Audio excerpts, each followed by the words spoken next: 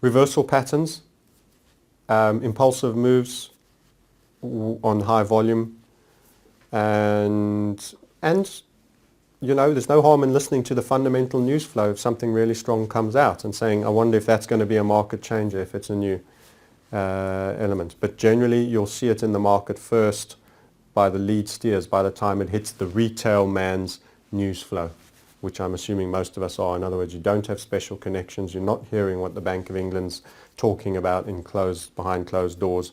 It only becomes news that you hear later. So from a technical perspective, reversals, support levels, impulsive behavior to the upside, and high volume.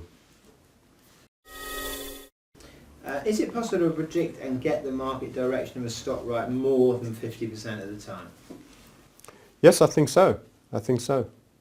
In fact, you just have to keep saying every day net long on some of the ripping stocks like Google over the last 2 decades, and you would have been right virtually every week on a weekly chart basis or on a monthly chart, 80% of the time.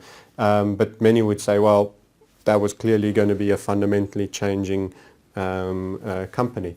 So I suppose you can be right regularly, and in fact I've made outrageous forecasts and been correct. So I predicted a 75% decimation of Gulf Sands Petroleum when it was at £1.02, and said this will trade sub 30 at 29 pence.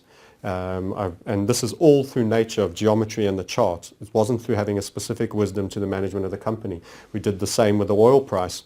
Once it broke 103, we said this will run through $78. It's traded at 71. This is Brent I'm talking about, which is more expensive than the WTI. These are all things, these are basic eye-catching predictions involving 20-30% move. Last year we said the USD ruble will lose 40%. It's lost 71%.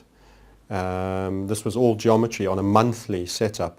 So the other thing is, many people argue that technical analysis is only for timing and on a short time frame. Patterns can be viewed on huge time frames. This was a monthly chart, each candle representing a month's data. We made a 35% plus call on the ruble before the Ukraine events had occurred. So that was being baked into the cake, and the markets and the economic warfare was already being waged long before we got the first wind of this conflict. Well done. You talk about we, is it? I'm quite dispassionate about the individual. Is it you and the dragon it's and the monkey? the dragon, the monkey, and most importantly, I credit the theory, because all I'm doing is I'm created a body of intellectual knowledge that I think is value, and it is the wisdom. So I think the minute you talk I did this, I did that, there's an ego consequence to that. And ego is an incredibly destructive force in trading. So I talk about hunt volatility theory, and it's almost like a legal entity and a body of itself. So I say I've just used the tools that were given to me by the body of logic, and that has allowed me to do that. I'm not a smarty pants on oil. There's people that are trading oil all day long that'll know right down the specifications to an inch, yet none of them were able or equipped to call that short. The theory, however, utilizing a totally different tool, was because it has a different insight. Me as an individual is not as smart on the topic of oil as that individual. However, in terms of forecasting using my tool, I have a capability because of the theory that they don't have. But I'd rather it's a body of work, and I'd rather attribute it as their credit. And other people can come and utilize the same tool and have the same wisdom. And I would encourage them to just pass praise on to the tool that allows you to do that. Like a mobile phone allows me to call you in a different country. You wouldn't say it's your achievement. That's nice. I picked up on it earlier. It's nice that you're humble enough to see it that way.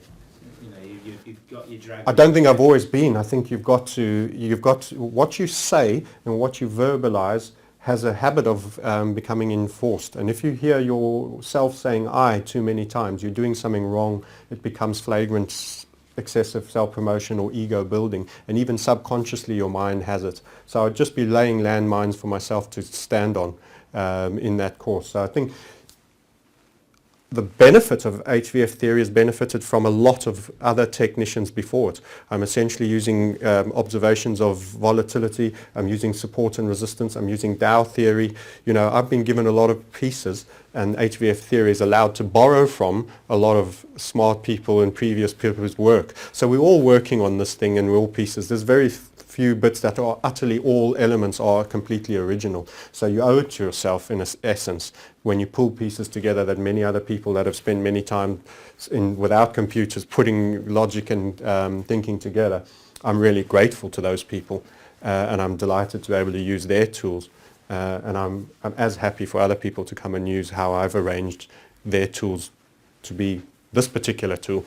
So I think that's an important distinction you have to make.